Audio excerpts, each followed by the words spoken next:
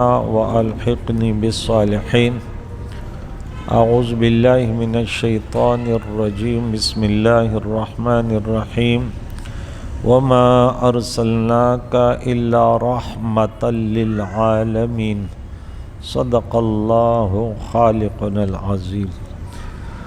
حاضرین و سامعین اکرام، ہمارا درس سورہ انبیاء کا 106 نمبر آیت تک ہو گیا۔ گزشتہ درس میں ان لوگوں کا ذکر تھا جو قیامت کے اس ہولناک دن سے انہیں کوئی خوف نہیں ہوگا کہ وہ کون لوگ ہیں۔ یہاں سے بت پرستوں کو کہا کہ جس کو تم پوجتے ہو یہ خود جہنم میں جائیں گے، تو پھر انہیں بولا جن انبیاء کی عبادت کی گئی، تو پھر اس کے بارے میں اللہ نے فرمائی نہیں، ان الذین سبقت لہم من الحسنى، نہیں، بے شک جن لوگوں کے لیے ہماری طرف سے اچھی جزا پہلے سے مقرر ہو چکی ہے وہ جہنم سے دور رکھے جائیں گے، وہ تو جہنم کی آہٹ تک نہ سنیں گے، اور انہوں نے جن لذتوں کو چاہا تھا ان میں ہمیشہ رہیں گے، اور بڑی گھبراہٹ بھی ان کو غمگین نہیں کرے گی، اور فرشتے یہ کہتے ہوئے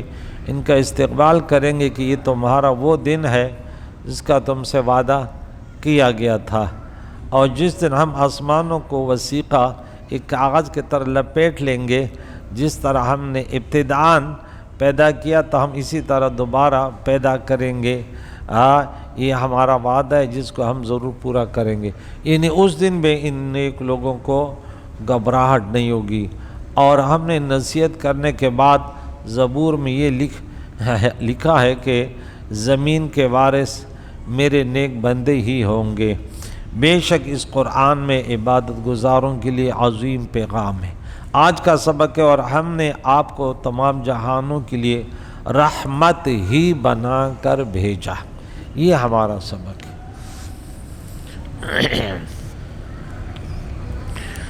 وما ارسلناک الا رحمۃ للعالمین،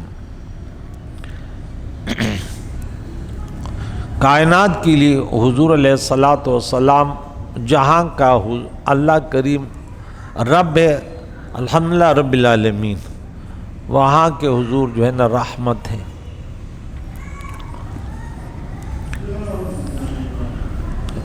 کوئی ہو، جن ہو یا انس ہو، مومن ہو یا کافر، حضرت ابن عباس رضی اللہ تعالیٰ عنہما نے فرمایا کہ حضور کا رحمت ہونا عام ہے،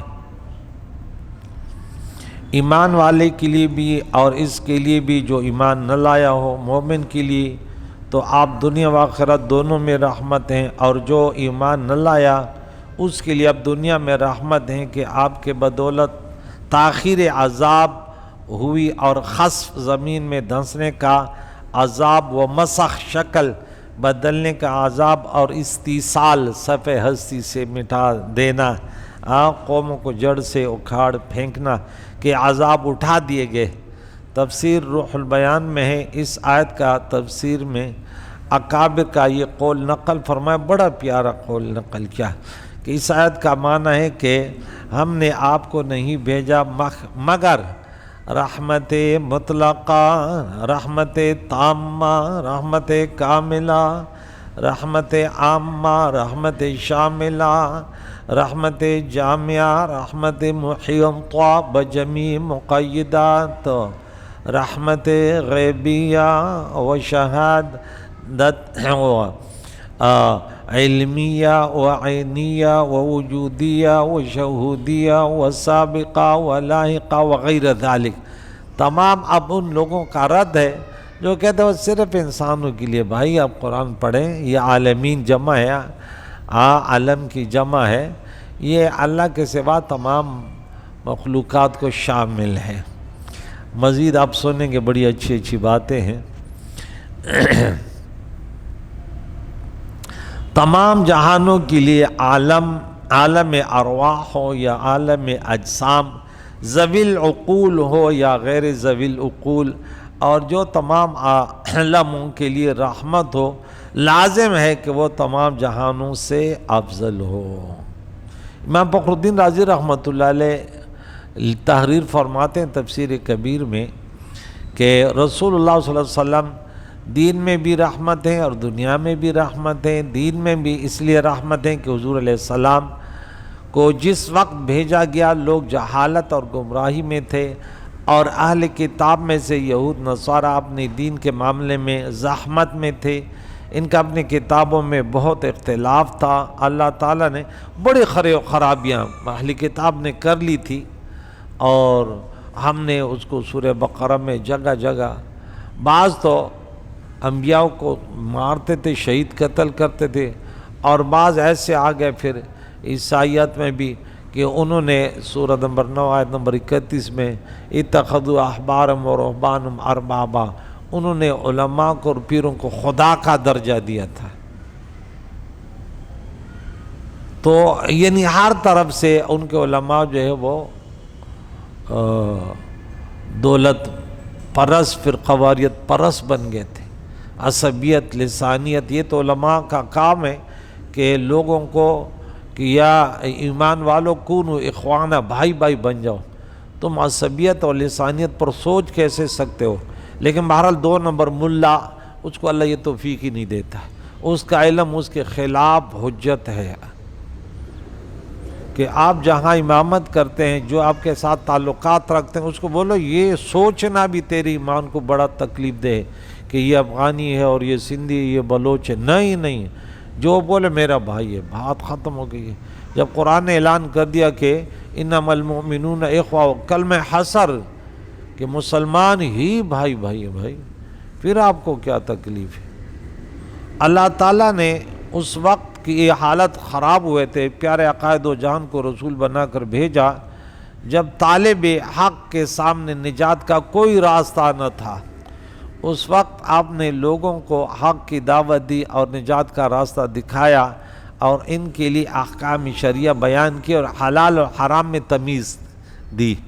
اب دیکھیں، اب اس وقت بھی بہت سارے لوگ کہتے ہیں ہم پریشان ہیں کہ کس کی بات مانیں، سوشل میڈیا پہ مختلف قسم کے آتے ہیں، لیکن آپ اگر دل سے چاہو گے نا کہ مجھے حق کا راستہ مل جائے، ہر رکعت میں اب اس کا معنی آپ کو آتا ہے نا، اہدنا الصراط المستقیم، تو پھر آپ یہ 5ویں نمبر آیت ہے نا کہ آپ اس کو کہتے ہیں اللہ تعالیٰ یہ ادھر بلا رہے، ادھر بلا رہے، کہ ادھر کہتا ہے میں صحیح ہوں، وہ کہتا ہے ہاں قرآن نے تو کہا یہ سب، اور لیکن آپ کہتے ہیں اللہ بس میں تو تیری رضا چاہتا ہوں، ان کے پیچھے مجھے چلنے کی توفیق دے جو تیری رضا ہمیں تلاش کرنے کی، ہمیں وہ راستہ دکھا دے بس۔ اب کوشش تو کریں، آپ کے اندر اتنی طاقت ہے۔ میں کبھی اپنے مقتدیوں طلباء کو نہیں کہتا کہ صرف مجھے سنیں، سب کو سنو یار، آپ کو خود پتہ چلے گا صحیح کون کہہ رہا ہے، غلط کون کہہ رہا ہے، لیکن سنو، پہلے سنو، یہ نہیں کہ بس اس کی بات میں نہیں سنی، اس نے بول دیا، اگر تو نے میرے علاوہ کسی کو سن لیا تو بس تو گمراہ ہو جائے گا، یہ خود گمراہ ہے، سمجھ آئی، یہ خود گمراہ ہے۔ آپ نے اتنا شعور نہیں پیدا کیا اس میں اپنے شاگردوں اس میں کہ آپ ان کو بولیں کہ بھائی میں کہتا ہوں، میں جو دعویٰ کرتا ہوں وہ اس پر میرے پاس دلیل ہے بھائی، ہمارے علاوہ جتنے اہل بدعت ہیں ہم ان کے دلیل دیتے ہیں کہ بھائی غلط ہے بھائی۔ اس کی ایک مثال دے دوں، ایک میرے پاس بہت سارے مثالیں ہیں۔ مثال کے طور پہ ہم کہتے ہیں، یہ میرا علی بھائی کہتا ہے کہ استاد جی میں دعا کب کروں، ایک مثال ہے۔ اس سے پوچھا تو اس نے بولا بس جنازے کے بعد دعا نہیں کرنا اور نماز کے بعد بھی نہیں کرنا۔ ایک ہے یہاں پہ ادھر رہتے ہیں، اور میں تو فرض کے بعد دعا نہیں کرتا، دعا کے بعد نہیں۔ انا للہ، آپ نے قرآن، اللہ تعالیٰ نے اس کو بہرا، گونگا، اندھا کر دیا، حالانکہ قرآن پاک نے ہمیں اصول دیے ہیں۔ اب میں اپنے بچوں کو ہمیشہ یہ 2 آیتیں یاد کرواتا ہوں کہ دیکھیں ہر چیز کے لیے آپ کو قرآن اصول دیتا ہے کہ بولو دیکھیں نماز کے بارے میں ہمیں کمپلیٹ طریقہ بتا، اتنے رکعتیں فلاں وقت میں پڑھنا ہے، یہ فرض ہے، یہ ایسے، یعنی بالکل وہ آپ یعنی ہر کلمے کے متعلق بتا دیے، یہ پڑھو گے، یہ پڑھو گے، یہ پڑھو گے، کھڑو گے تو ثنا پڑھو گے، یوں کرو گے تو اللہ اکبر کرو گے، مکمل۔ سمجھ آ رہی ہے نہیں آ رہی؟ ہر نماز، روزہ، زکوٰۃ، حج، اب اس کے لیے اوقات ہیں، طریقے ہیں، اس میں بالکل اس کے پابند ہیں۔ لیکن اب دعا کے بارے میں کہا 186 پارہ نمبر 2 سورت نمبر 2 آیت نمبر 186. وَإِذَا سَأَلَكَ عِبَادِي عَنِّي فَإِنِّي قَرِيبٌ أُجِيبُ دَعْوَةَ الدَّاعِ إِذَا دَعَانِ. آپ میرے بارے میں آپ سے پوچھیں، میں قریب ہوں اور دعا کرنے والے کی دعا قبول کر جب مانگے. بس وہ پھر حضور نے بھی نہیں بتایا کہ دعا کب مانگو گے، بتایا حضور نے کہ فلاں ٹائم دعا مانگو گے. بھائی آپ کو کھلی چھوٹ ہے، آپ چلتے وقت دعا مانگو، لیٹے وقت مانگو، ادھر منہ کرو فینما تولوا فثم وجہ اللہ، ادھر منہ کے چہرہ کرو دعا مانگو، ادھر چہرہ. ہم پیارے عقائد و جان روز اقدس کے سامنے کھڑے تھے اور ہاتھ اٹھا کے دعا مانگ رہے تھے، اتنے میں وہ بدعتی آ گیا، بولا قبلہ ہونا. ہم نے کہا فینما تولوا فثم وجہ اللہ، یہ نماز تھوڑی میں پڑھ رہا ہوں کہ تو کہتے دعا میں ادھر چہرہ، یہ تو بدعتی ہے بھائی. اب بدعتی وہ کہتا ہے نا پوتی اب دادی کو سکھائے گی ہے. اب بھائی ہم نے قرآن پاک کو پڑھا ہے، حدیث کو پڑھا ہے 1400 سال، علماء کو مجتہدین کرام ہم جانتے، ہم سے زیادہ جانتے کہ نماز اب تلاوت میں درس دے رہا ہوں، میرا ادھر چہرہ کوئی آ جائے القبلہ ہونا، تو بھائی مجھے پتہ ہے قبلہ ادھر ہے، کیا سمجھانا چاہتے ہیں؟ درس میں ادھر منہ کروں گا بھائی، دعا میں ادھر منہ کروں گا، اس میں تمہیں کیا تکلیف ہے؟ دعا کے لیے کیفیت تھوڑی بتا گئی ہے. ہاں دعا ایسے کرو بھی صحیح ہے، ایسے کرو تب بھی دئیے اور عاجزی ہے. ہاں اجتماعی کرو تب بھی صحیح. قرآن میں زیادہ تر اجتماعی دعائیں ہیں نہیں ہیں، اجتماعی دعائیں نا اکثر. ایک آیت سناؤ گے کہاں پہ اجتماعی دعائیں؟ میں سنا دوں یا تم سناؤ گے؟ بولو سجی تو سنا دے. اہدنا الصراط المستقیم اجتماعی ہے پھر انفرادی ہے؟ اجتماعی ہے نا. ہم سب کو سیدھا راستہ چلا، باقی پھر آگے چلتے جاؤ. ہاں اب 200 نمبرات پہ جاؤ گے تو وہ دنیا داروں کی دعا ربنا آتنا فی الدنیا وما لہ فی الآخرۃ من خلاق سب کو لپیٹ لیا. اب پھر 201 میں ومنہم من یقول ربنا آتنا فی الدنیا حسنہ وفی الآخرۃ حسنہ وقنا عذاب النار. سب سے پیاری دعا اللہم ربنا لا تؤاخذنا ان نسینا او اخطأنا. تو تمام اکثر دعا جو ہے نا اجتماعی ہے. ہاں سب مل کر بھی ہاتھ، لیکن ضروری نہیں ہے آپ جیسے دعا چاہیں. میں نے ایک مثال دے دی کہ دیکھیں ہم کہتے ہیں نا ہم صحیح ہے تو ہم اس پہ دلیل دیتے ہیں. آپ ذکر کیسے کرو؟ میں بولے جیسے من میں آئے. کوئی نہیں ہے تو وہاں مسجد کے کونے میں بیٹھ جاؤ، زور زور سے کرو، حلقہ لگائے زور زور سے کرو، اس کا زیادہ فائدہ ہے. لیکن اگر کسی کے نمازوں میں خلل ہوتا ہے بالکل خاموشی سے کرو. تلاوت کر رہے ہو خاموشی سے کرو، قرآن پاک کی تلاوت کرو حکم ہے، لیکن کیسے کرو؟ جیسے من میں ہے، لیکن زور سے زیادہ بہتر ہے. صحابہ سے بھی ثابت ہے. درود شریف پڑھو، کیسے پڑھیں؟ سورۃ نمبر 33 آیت نمبر 56 میں یا ایھا الذین آمنوا صلوا علیہ وسلموا تسلیما. اب نہ پھر ہمیں حضور نے بتایا کہ تم بیٹھ کے پڑھو، کھڑے ہو کے پڑھو. اب ایک آیا بولا میں تو کھڑے ہو کے درود نہیں پڑھتا، تو میں نے بولا جنازے میں خاموش رہتے ہو یا درود پڑھتے ہو؟ آپ اس کے کان کھڑے ہو کے یہ کیا بتایا؟ بھئی جنازے میں تو درود پڑھتے ہیں نا. تو میں نے بولا کیوں پڑھتے ہو؟ تو تو ہاتھ بھی باندھے ہوتے ہیں، کیوں پڑھ رہے ہوتے ہیں؟ اب اس غریب کو عقل ہی نہیں تھی کہ میں بھی تو کھڑے ہو کے پڑھتا ہوں. بولے میں کھڑے ہو کے درود نہیں پڑھتا. بھائی تو بدعتی ہے تو میں نے تمہارا ٹھیکہ تھوڑی لیا بھائی. ہاں جب اللہ نے کیفیت نہیں بتائی تو کون ہے؟ ذکر ہے، تلاوت. تو یہ چیز ہے کہ آپ یہ بنی اسرائیل نے فرقواریت کی، اب ہمارے اندر یہ فرقے بنیں گے. اس دن وہ حدیث میں نے 73 فرقے بنیں گے. اب کیسے چھٹکارا پاؤ گے؟ آپ تھوڑی سی محنت کرو، جد و جہد کرو. یہ بیٹا ہمارے ساتھ بیٹھتا ہے، جب من میں آتا ہے یہ بیٹا ہے، جب من میں آتا ہے سوال بھیج دیتے، اس سے یہ سوال جاؤ، میں اس کو فوراً آیت بھیج دیتا، یہ آیت ہے یہ، اور مطمئن بھی ہوتے ہیں کہ بھائی یہ تو صحیح ہے. بولے مجھے میں آج سوال کیا کہ میں نے ایک سے سنا کہ نیک لوگ بھی ہوتے ہیں گمراہ بھی ہوتے ہیں. میں نے بولا ہاں قرآن میں ہے یہ بہت سارے ہیں. کسی وقت بھی انسان گر سکتا ہے، جیتا ہوا میچ ہار جاتا ہے، اور کبھی ہارا ہوا جیت جاتا ہے. یہ تو اس لیے کہ جیتا ہوا ہارا کیوں؟ تاکہ تمہارے اندر غرور نہ آئے، اور ہارا ہوا جیتا کیوں؟ تاکہ تم مایوس نہ ہو. دونوں قرآن نے تربیت دی. ہر الایمان بین الخوف والرجاء. آگے چلتے ہیں. کریم مولا فرماتا ہے کہ حضور علیہ السلام دنیا میں جلوہ گر گئے. سورہ آل عمران آیت نمبر 164. لقد من اللہ علی المؤمنین اذ بعث فیہم رسولا.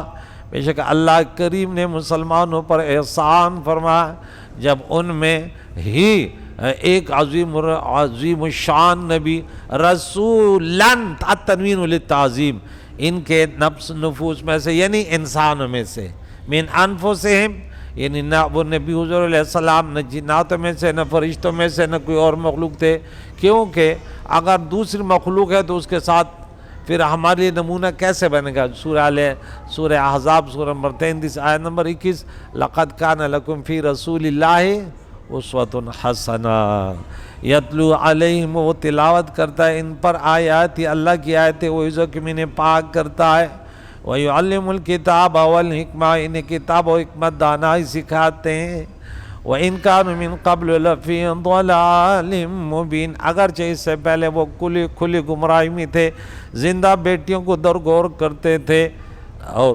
اپنے خاندانوں پر بڑی بڑی باتیں کرتے، میں فلاں سے، جہالت کے اندھیرے تھے، اور آپ دنیا میں اس لیے رحمت ہیں کہ آپ کی وجہ سے ان کو ذلت، قتال اور مختلف جنگوں سے انسان کو نجات ملی، اور آپ کے دین کی برکت سے انہیں فتح حاصل ہوئی۔ اگر یہ اعتراض کیا جائے کہ آپ رحمت کیسے ہوں گے جبکہ آپ تلوار اور مال غنیمت کے احکام لے کر آئے، اس کے جوابات، آپ ان منکرین و متکبرین کے لیے تلوار لے کر آئے۔ اب اس میں ایک اور اعتراض دیکھیں، ڈاکٹر جو بنتے ہیں لوگوں کے فائدے کے لیے بنتے ہیں نا، جسم کی حفاظت کے لیے بنتے ہیں نا، لیکن وہ بھی وہ لے آتے ہیں، چھریاں لے آتے ہیں اور وہ انجیکشن لے آتے ہیں، کاٹتے ہیں۔ کوئی بولے کہ یہ تھوڑی وہ ہیں، یہ تو لوگوں کو کاٹتے ہیں۔ ارے بولو، اس کو کاٹتے ہیں جس کا کاٹنا علاج ہوتا ہے۔ تو حضور رحمت ہے نا، یہ بھی رحمت ہے۔ تو حضور علیہ السلام کا تلوار ہمیں چلانا سکھانا، یہ بھی رحمت ہے۔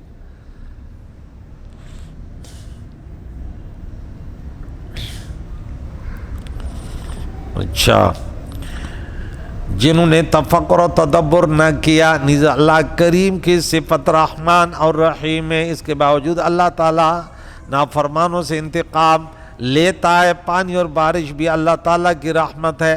وَهُوَ الَّذِي يُنَزِّلُ الْغَيْثَ مِن بَعْدِ مَا قَنَطُوا وَيَنشُرُ رَحْمَتَهُ، سورہ شورى سورہ نمبر 42 نمبر 28 پارہ نمبر 25۔ اور وہی ہے اللہ معبود برحق جو لوگوں کو نا امیدی کے بعد پر بارش برساتا ہے اور اپنی رحمت ان پر کھول دیتا ہے۔ وَيَنشُرُ رَحْمَتَهُ، حالانکہ بارش سے بعض اوقات فصلیں بھی تباہ ہوتی ہے۔ تو کوئی بولے کہ یہ تو بارش تو زحمت ہے، بعض طوفان آتے لوگوں کو اڑا دیتے، قوم ہود کو برباد کیا تھا ہوا نے، مکان گر جاتے ہیں، مال اور مویشی بہہ کر ڈوب جاتے ہیں۔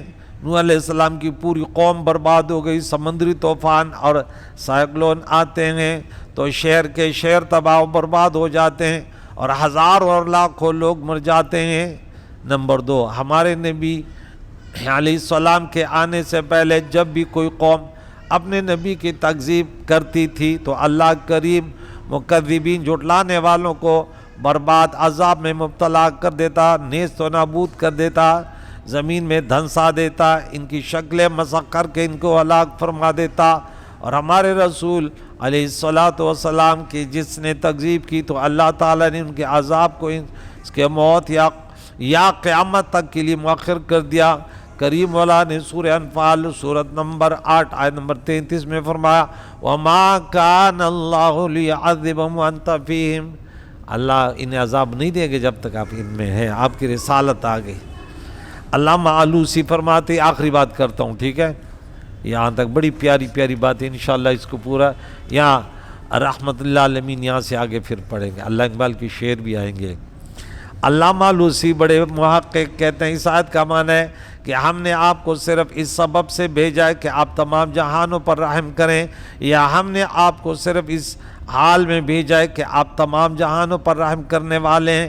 اور ظاہر یہ کہ تمام جہانوں میں کفار بھی شامل ہیں، کیونکہ آپ کو جو دین دے کر بھیجا ہے اس میں دنیا و آخرت کی سعادت اور مصلحت ہے۔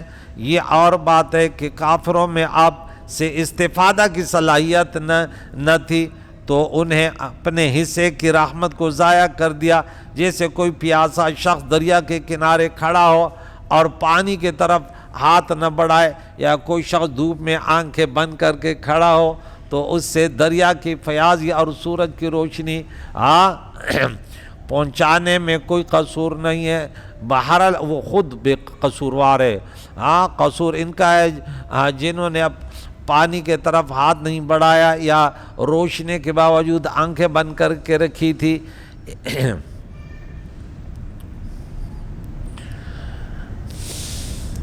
نبی اکرم صلی اللہ علیہ وسلم کے لیے رحمت ہونا اس اعتبار سے کہ آپ تمام ممکنات پر ان کے صلاحیت کے اعتبار سے فیض الہی کے لیے واسطہ ہے۔ اللہ اکبر۔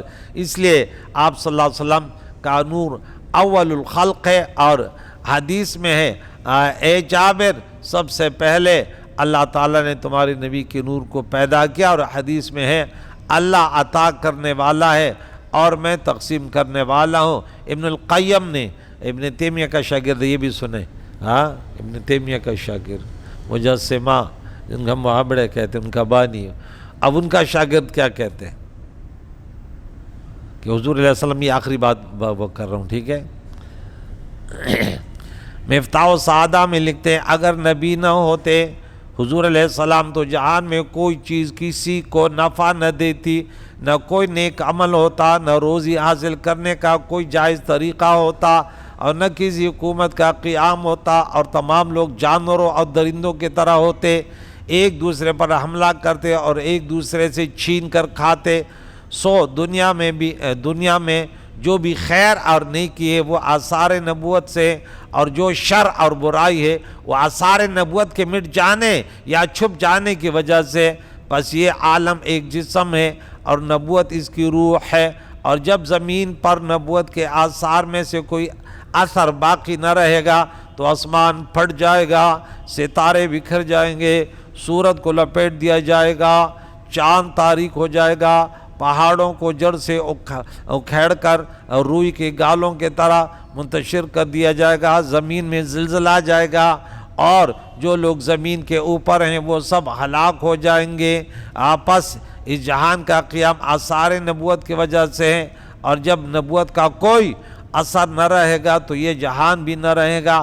بعض لوگوں کا یہ کہنا کہ عالمین سے مراد جو ہے صرف مومنین ہے، تو یہ ترجمے ان کے غلط ہیں، بلکہ حضور علیہ السلام اب وہ پورے کائنات کے لیے رحمت ہے۔ انہیں جو ہے نا حق پر یہ مطلع نہیں ہو سکے، جس کی اتباع واجب ہے، اور حقائق پر مطلع ہو کر ان لوگوں کا رد کرنا بہت آسان ہے۔